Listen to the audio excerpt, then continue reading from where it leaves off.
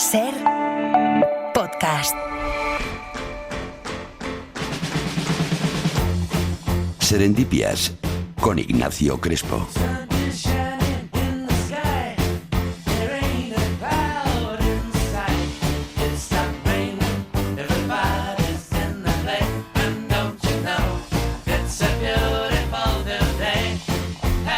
Hola Ignacio, buenas tardes. Buenas tardes. Oye, antes de meternos de lleno en el contenido de esta tarde, déjame recordar algo básico a los oyentes por si tenemos algún despistado o alguna despistada por ahí. El significado del concepto serendipia, que es un término acuñado en 1754 por un escritor británico. Una serendipia es un hallazgo valioso y azaroso.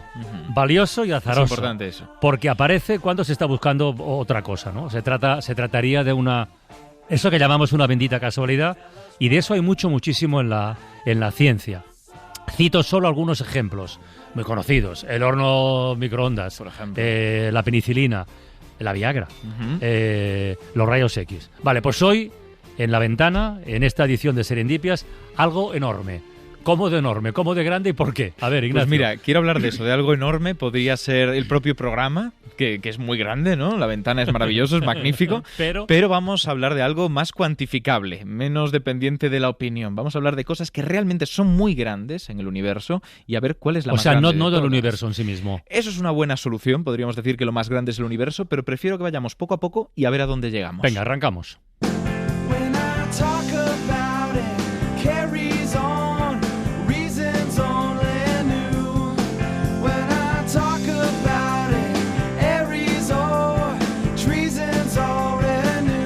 Mira, por empezar por algo concreto, hablando de cosas grandes.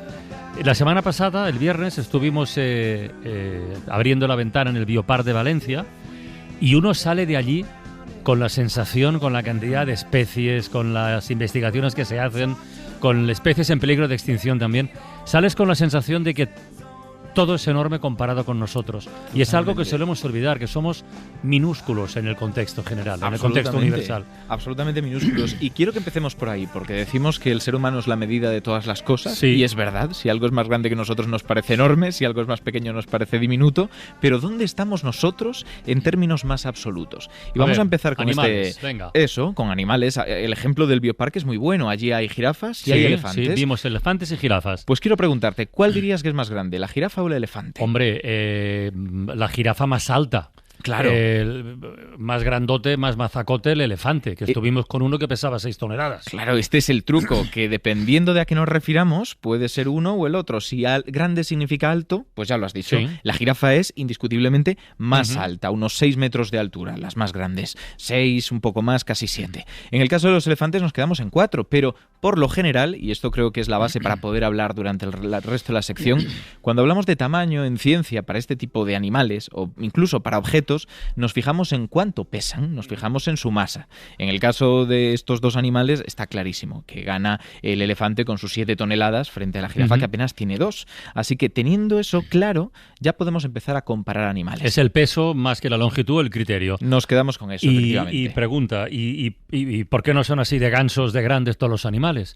Pues, es decir, ¿no hubiera sido algo acorde con la evolución para sobrevivir, con más posibilidades, para defenderse, para todo? Porque hay animales tan chiquitos y otros tan grandes. Totalmente de acuerdo. De hecho, te diré que existe cierta tendencia a que las especies crezcan en tamaño. Por ejemplo, las ballenas, que son un ejemplo brutal de eso, no hace tanto que están poblando los mares. Y de hecho, ahora mismo se han convertido en la especie más grande que jamás ha poblado el planeta. Que sepamos, hay una tendencia que poco a poco se explora. ¿Por qué no lo hacen todos? Porque hay distintas estrategias para sobrevivir. Ser grande te permite defenderte de los enemigos, de los atacantes, pero requiere alimentarse durante todo el día, consumir muchísimo alimento que tal vez no está en tu entorno. Así que tienes que encontrar un equilibrio. Otra estrategia es ser suficientemente pequeño como para ocultarse. Claro, y que incluso, ojo, no es tanto por ti, sino por tus crías. Producir una cría para un ratón es muchísimo más barato que producir una cría para una ballena. Entonces, el tamaño sí importa. El tamaño importa. Es relativo. Eso es. Pero el tamaño sí importa, y claro, de la misma forma que estamos hablando de la jirafa, del elefante, como ejemplos de animales muy grandes, muy bichos, muy gansos, en lo contrario, ¿Qué ejemplos pondríamos de esto que dices? Necesidad de comer, de poder adaptarse a un hábitat donde sea una ventaja lo de tener una dimensión reducida. Pienso, por ejemplo, en eso que se dice de que los huevos son células pero muy grandes. Claro. ¿Eso es así? Pues no tanto, pero tiene algo de verdad. Estábamos hablando de ese ejemplo, de cosas que son más grandes que nosotros, más grandes de lo que esperaríamos para un animal, pero si todo va a compararse con su categoría, en este caso animales, ¿qué pasa en otras categorías? Por ejemplo, células. ¿Qué significa que una célula sea grande? En nuestro cuerpo, ahora llegaremos al huevo, pero en nuestro cuerpo la más grande suele ser el óvulo. En nuestro caso, el tuyo y el mío, pues no es, pero como seres humanos, ahí está el óvulo mucho más grande de lo que sería, por ejemplo, la más pequeña, un espermatozoide. La diferencia puede ser el equivalente a la Tierra, sería un óvulo, frente a un avión de gran tamaño, que sería el espermatozoide. Es una diferencia... Tierra, el óvulo, el avión... Sí, es una diferencia enorme, pero... Hay células que son bastante más grandes que esto, y yo creo que está chulo que lo pongamos como ejemplo porque hay algunas que llegan a tener un tamaño incluso visible para nosotros. Los xenofióforos existen en el fondo del mar, tienen unos 20 centímetros de tamaño, son visibles y son células.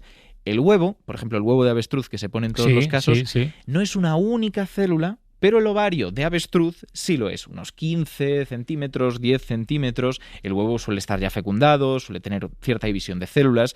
Entonces yo me quedaría con eso. Esos xenofióforos son los colosos de las células.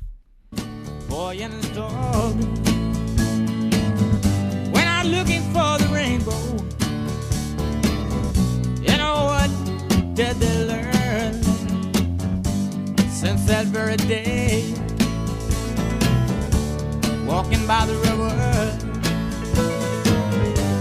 and running like a blue streak through the fields and streams and meadows, laughing all the way. Intentamos subir un poquito el nivel de la escala. Venga, hemos hablado de animales, pero evidentemente hay cosas muchísimo más grandes que los animales.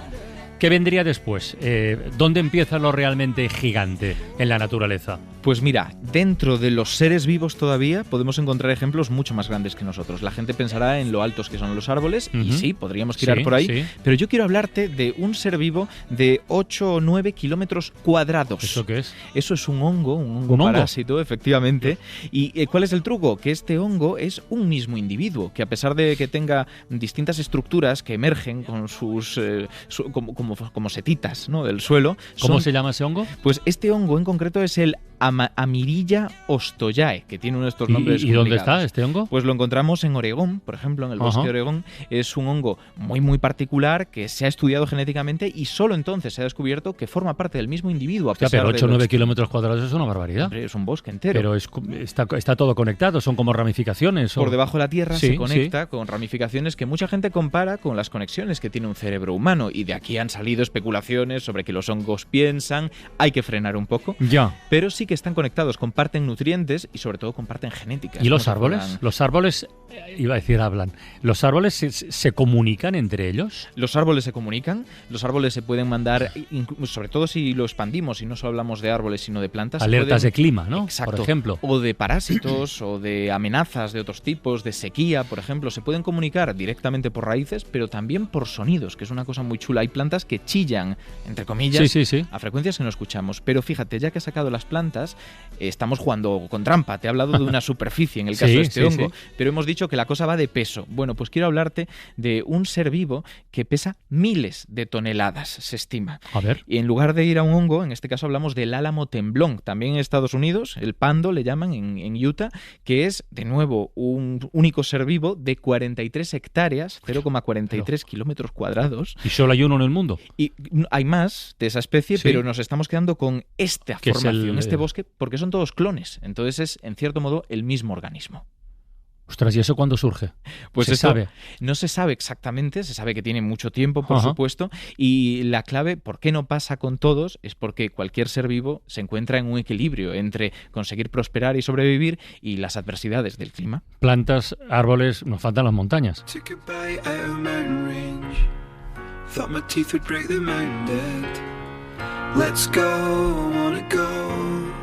All the way to the horizon.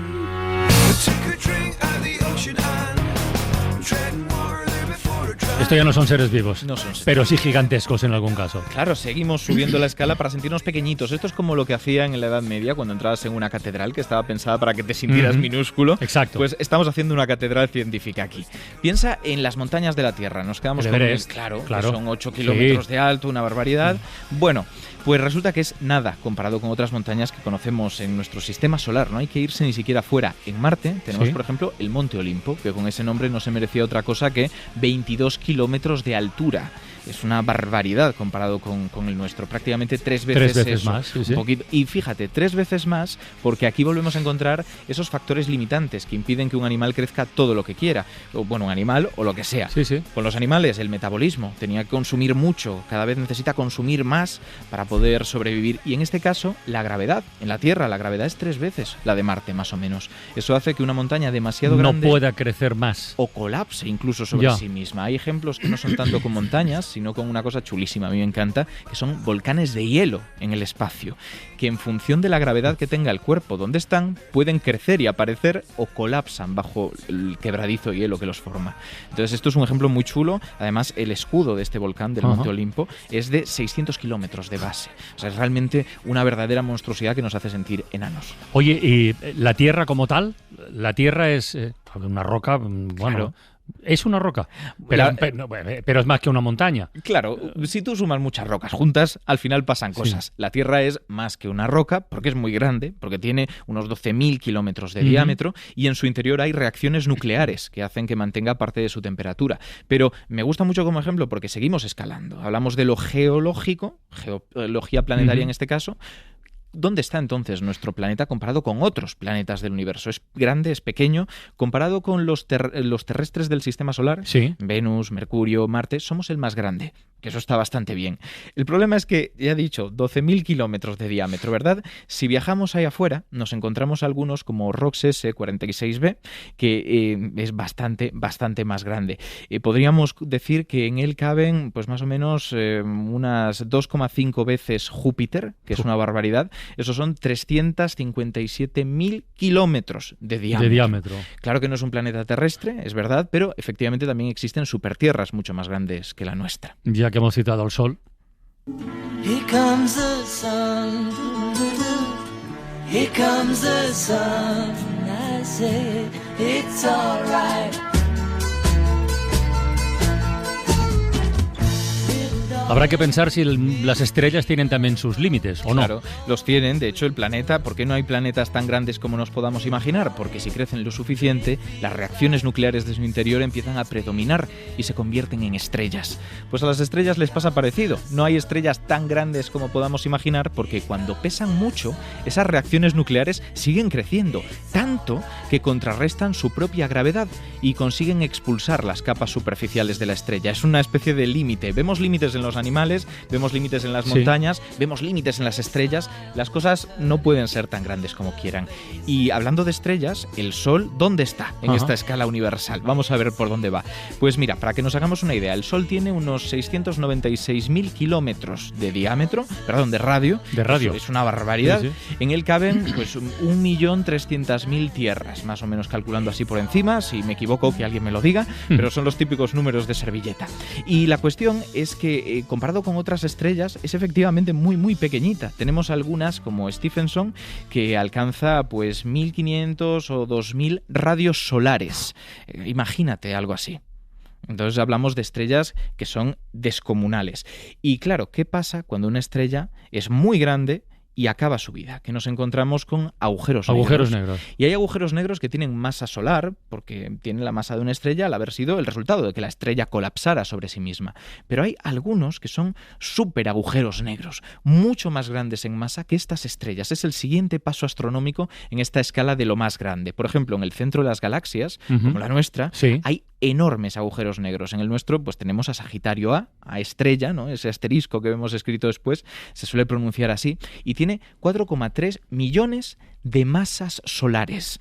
O sea, si estamos hablando de masas y de peso, esto es por ahora, de todo lo que hemos enumerado, sin ningún tipo de duda, lo más grande imaginable. Agujeros negros que son como esas imágenes que vemos en las películas de ciencia ficción que absorben todo lo que entra en una cercanía determinada. Eso es. ¿Es exactamente eso? Es exactamente eso, porque fíjate que no has dicho si es un objeto, si es una estrella, No. si es que...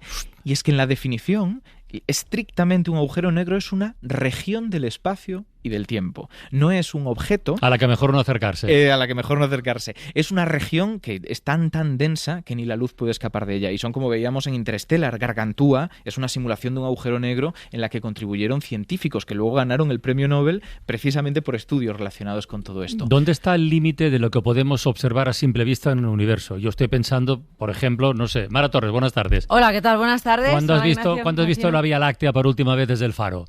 No sé cuánto tiempo hará, pero... No, el verano pasado, El verano pasado, por ejemplo, ¿no? En verano, las noches que están oscuras y despejadas, en lugares donde hay poca contaminación lumínica, no es que sea perfecta, porque no lo sé, pero se intuye. ¿Es lo más grande que podemos ver, la Vía Láctea? Mira, puede parecerlo porque efectivamente miramos el cielo, vemos ese manchurrón blanco cruzando de lado a lado, como si fuera un chorretón de leche, de ahí viene el nombre, ¿no? Y estamos hablando de unos 100.000 años luz de diámetro, de lado a lado, que es el tiempo, la distancia que viaja la luz en ese tiempo. Soy incapaz de asimilar lo que es esa distancia. Es una verdadera locura. Se me dan la vuelta a los ojos al escucharlo. Es una verdadera locura, pero si hablamos de cosas realmente grandes, podemos ver la galaxia de Andrómeda también a simple vista, como un pequeño puntito, no como un chorretón, pero está ahí, podemos verla como si fuera una estrella más, solo que no lo es. Y esa está a unos 2,5 millones de años luz. Así que si hablamos de cosas grandes, esa distancia que podemos intuir de cierta forma es lo más grande que podemos ver a simple vista. Y ya para terminar, y no sé si se puede responder a esta cuestión, con la que empezábamos. ¿Qué es lo más grande que hay? Pues tenemos que decir que efectivamente esta era una pregunta fácil, el universo. El universo. Porque el universo, el observable al menos, tiene unos 93.000 millones de años luz, de nuevo inimaginable. Una cuestión abierta es si hay algo más grande que el universo, pero eso lo podemos dejar para otro día. Para no perderte ningún episodio, síguenos en la aplicación o la web de la SER, Podium Podcast o tu plataforma de audio favorita.